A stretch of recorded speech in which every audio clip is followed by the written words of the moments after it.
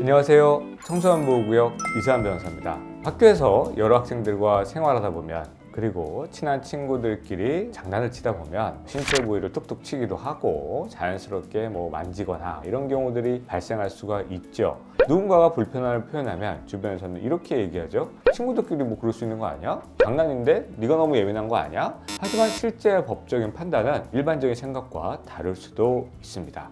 오늘은 교내에서 발생하는 동성 간에 이루어지는 성추행에 대해서 어떤 기준으로 어떻게 판단되는지 정확하게 말씀드리겠습니다. 자, 예전에는 특히 남학생들 사이에서는 이런 장난들이 아주 많았죠. 예를 들면 친한 친구들이 화장실에 소변을 보고 있으면 바지를 싹 내린다든지, 그리고 성기복을 툭 건드리고 작다 이러면서 놀리고, 이런 경우들이 굉장히 흔하게 발생을 했었습니다. 사실은 지금도 초등학교 또는 중학교 저학년 학생들 사이에서 자주 발생을 하고 있습니다. 제가 남학생들 기준으로 이야기를 했지만 여학생들 사이에서도 발생하는 경우가 종종 있습니다. 엉덩이를 만지고 간다거나 가슴을 한번 만지고 도망간다거나 이런 행동들이요, 누군가에게는 성적인 불쾌감, 성적인 수치심을 느끼게 될 수 있습니다. 부모님들은 지금 현재 자라나는 학생들과 시대적인 차이가 있잖아요. 야, 남자애들끼리 서로 동성들끼리 그게 무슨 성추행이야, 이렇게 생각할 수 있는데, 사실 이런 법적인 판단은 많이 변했습니다.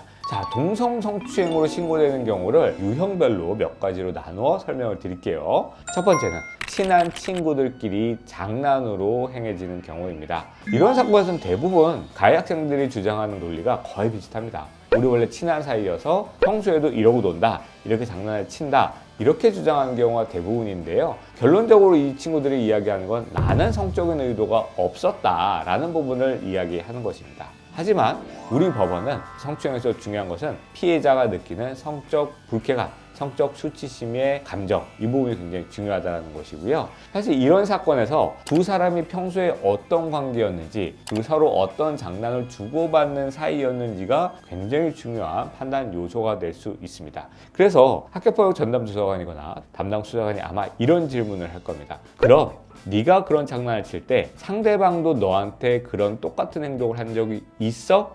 왜냐하면 상대방도 똑같이 나한테 그런 장난을 쳤다라고 한다면 그건 정말 장난일 수 있는데, 본인만 그런 장난을 쳤는데 상대방은 그런 행동을 하지 않아? 그건 장난이 아니라고 판단할 가능성이 있다는 것이죠. 그리고 또 하나는 그런 행동을 한 이후에 웃고 떠들고 자연스럽게 놀았느냐 여부도 굉장히 중요한 부분이 될 수 있는데요. 그 부분에 대해서는 반드시 증거가 필요합니다. 그래서 그 사건 이후에 얼마나 친하게 지내왔는지도 굉장히 중요한 증거가 될 수가 있다는 것이죠.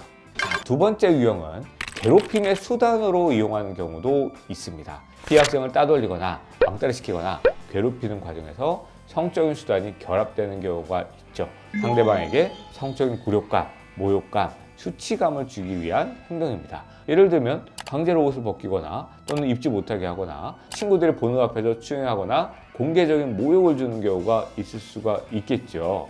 이런 경우에는 단순한 학교폭력의 문제가 아닙니다. 학교폭력으로 피해 학생이 신고를 했을 때 신고 내용에 성추행에 관한 내용이 있다면 학교는 반드시 그 사실을 경찰에 알려서 신고 접수를 해야만 합니다. 결국 이와 같은 경우에는 처벌 수위가 굉장히 무거워질 수 있다는 점을 꼭 기억하셔야 될 것 같고요. 똑같은 학교폭력이라 하더라도 상대방을 괴롭히기 위한 수단으로 성적 수치심을 주는 행동을 했다는 건 상당히 큰 사안이라고 보셔야 될 것 같습니다. 그리고 세 번째, 이런 유형도 있습니다. 집단적으로 이런 행동을 다 같이 했다라고 하는 경우가 있는데요.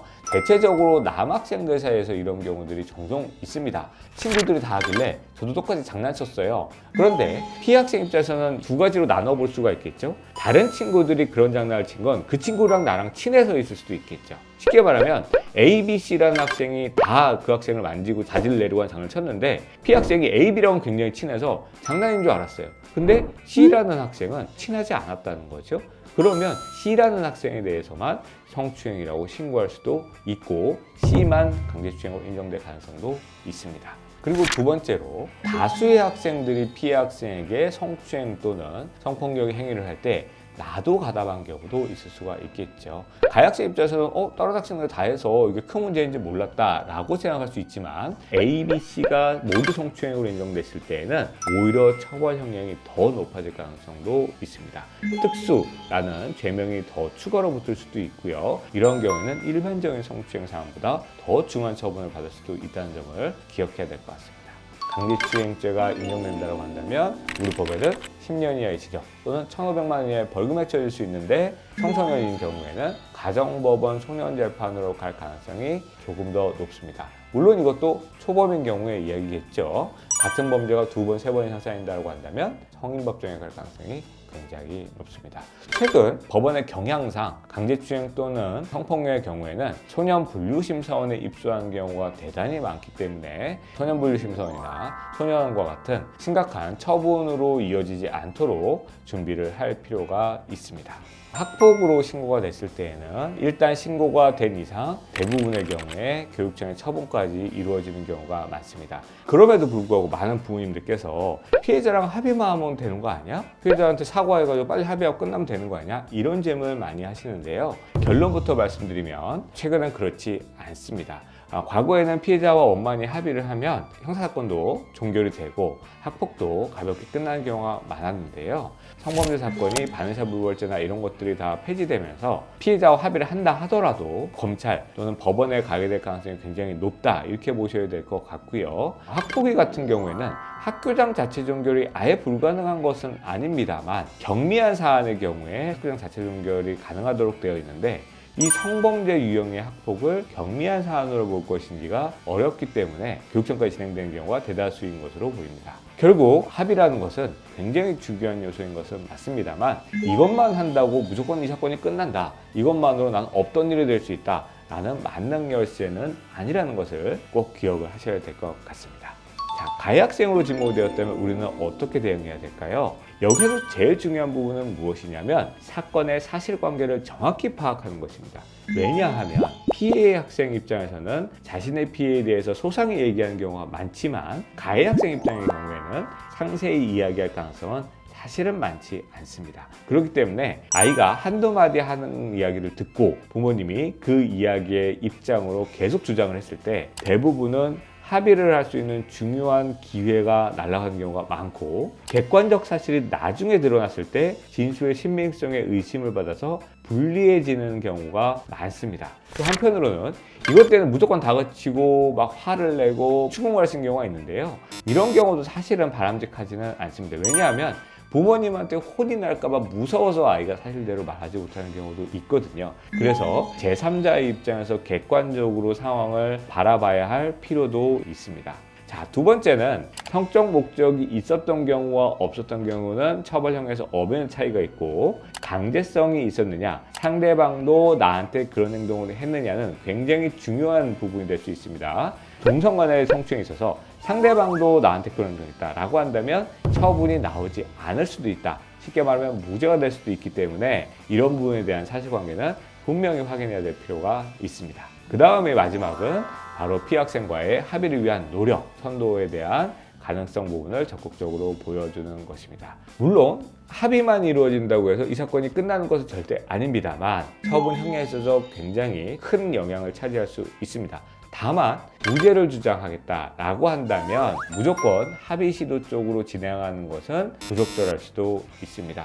심의를 하는 사람 입장에서는 잘못을 했으니까 합의 시도를 했겠지라고 생각할 수도 있습니다. 그렇기 때문에 우리 아이가 정말로 억울한 상황인지 아니면 본인은 장난이라고 했지만 어쨌든 잘못된 행동을 했는지 이거에 대한 판단부터 먼저 받은 이후에 합의 시도를 하는 것이 중요한 부분이 될 수도 있습니다.